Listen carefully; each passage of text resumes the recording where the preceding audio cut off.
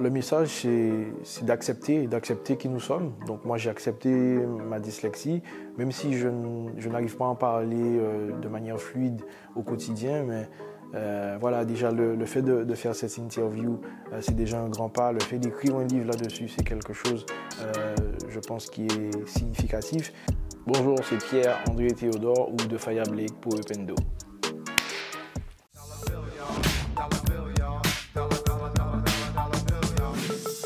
Je suis âgé de 35 ans, je suis technicien en aéronautique et aussi voyageur. Alors oui, c'est vrai que le livre s'appelle « Et tu peux soulever ce monde », édité aux éditions L'Harmattan. Le livre parle de mon parcours parce que mon parcours a été rempli d'embûches, sinueux. J'ai eu beaucoup de péripéties douloureuses telles que le décès. Et voilà, j'ai toujours su tirer mon épingle du jeu. Et dans un souci de partage, il y a eu cette envie qui grandissait en moi. Et je me suis organisé et malgré mon problème profond, mon secret que j'ai révélé à la fin du livre, j'ai eu la fierté de pouvoir présenter ce livre il y a quelques mois de ça. Le secret, c'est quoi? Je suis dyslexique, dysorthographique. Donc voilà, c'est un problème qui m'a toujours suivi depuis tout petit. C'est pour ça que j'avais beaucoup de difficultés à l'école. Et malgré tout ça, j'ai cru en moi, j'ai cru en mes rêves. J'ai cru que je pouvais soulever ce monde que j'ai créé dans ma tête. Et aujourd'hui, je vis la vie de mes rêves parce que je voyage aux quatre coins du monde tout en travaillant et tout en faisant ce que j'aime faire, la musique. Je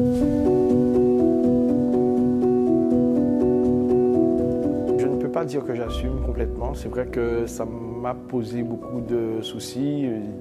Même récemment, j'ai eu des problèmes par rapport à ça parce que lorsqu'on me voit, on ne sait pas que je suis dyslexique et je laisse beaucoup de fautes derrière moi, effectivement. Et c'est vrai que ça peut poser des problèmes, mais moi, c'est une pression que je me mets. C'est quelque chose que je veux occulter et je veux qu'on me prenne comme quelqu'un de normal. Donc moi, je me force derrière à soit me relire, soit avant d'écrire un mail, je vais voir les différents mots sur Google. J'essaye de me faire corriger lorsque je suis à la maison. Donc c'est vrai que c'est pas évident. C'est pas évident d'aller parler à tout un chacun et dire des choses qui sont profondément ancrées, qui font mal des fois. C'est pas évident de se faire comprendre. Donc je ne veux pas passer pour une victime. Donc je préfère, peut-être malgré moi, ou peut-être ce n'est pas la bonne solution, mais je préfère garder ça pour moi et qu'on me prenne comme quelqu'un à part entière et pas comme le 10 de l'équipe en fait.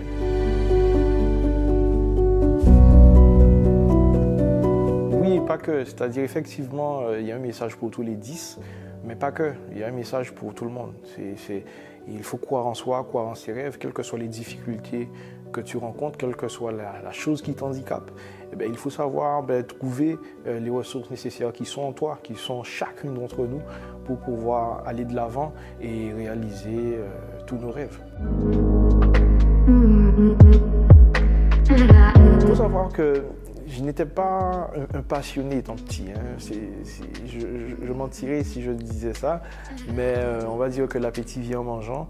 Donc lorsque j'ai mis les pieds dans l'aéronautique, j'ai eu cette envie grandissante qui me forçait, qui me poussait à faire mieux et j'ai commencé à aimer ce milieu, j'ai commencé à aimer les avions. J'étais amoureux des voyages, je voulais toujours voyager et je pense que l'aéronautique était un bon levier, c'était le milieu par excellence pour pouvoir réaliser ce rêve de voyage. Donc c'est principalement ce qui m'a poussé à rentrer dans ce milieu. Et après, effectivement, c'est pas un milieu facile. C'est pas un milieu facile, c'est un milieu qui est onéreux. La formation est onéreuse. Mais comme je le disais tout à l'heure, quand on veut, on peut. Donc effectivement, j'ai redoublé d'efforts. De par ma dyslexie, ma dysorthographie, j'ai redoublé d'efforts pour avoir une technique de travail dans un premier temps et avoir le courage nécessaire pour passer chaque palier et arriver à ce métier de technicien aéronautique. Et aujourd'hui, je travaille de par le monde. J'ai travaillé aux Pays-Bas, j'ai travaillé au Danemark, j'ai travaillé au Gabon. Donc, ce milieu aussi m'aide à voyager. Et quoi de mieux, je voyage, je travaille en même temps, donc c'est cool. On vit sans musique, c'est on vit sans amour. Ouais, t'as tout ici pour moi, moi, veille pour toujours. Ouais, pas de marquer, moi, comme mélodie. Rapprochez-vous, pétant les idées. Vivre sans musique, moi, dire ça impossible. C'est ça le but de la faire, moi, triper. Dans ma commune en Guadeloupe, c'est une commune qui a bercé beaucoup d'artistes, Maïti Kalimba, Kérosène, Naïsi, pour ne citer que ceux-là. Et j'ai baigné dans ce milieu de reggae dancehall et au début et après, bon, j'ai utilisé ma voix parce que depuis tout petit, j'ai senti que j'avais ce truc différent. Donc j'ai utilisé ma voix et aujourd'hui, ben, je chante du new soul comme on appelle dans le milieu, je chante aussi du reggae et de la dancehall. De bonnes chansons sont en préparation.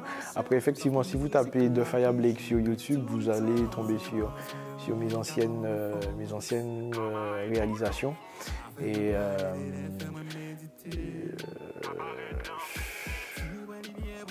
la chanson, j'ai une chanson avec l'artiste Naïsi qui est pas mal, que j'aime beaucoup. La retraite commence à venir flagrant, car fouille de boule en tête.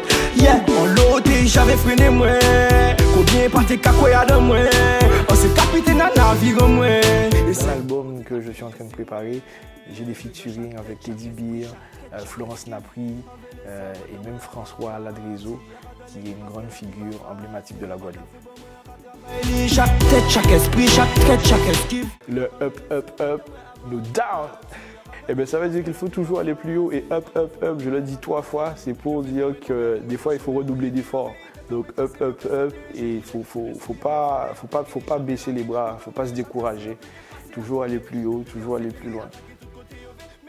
On fait construire un pire moyen, on fait vivre quoi.